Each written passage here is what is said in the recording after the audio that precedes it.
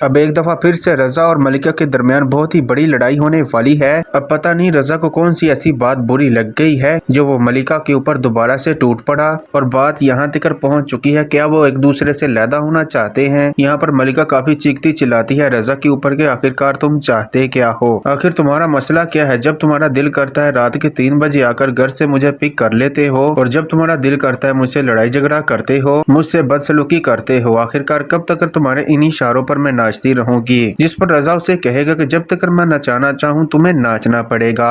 लेकिन मलिका कहती है कि मैं तुम्हारे रोज रोज के ड्रामों से तंग आ चुकी हूँ, रोज रोज की लड़ाइयाँ मुझसे बर्दाश्त नहीं होती।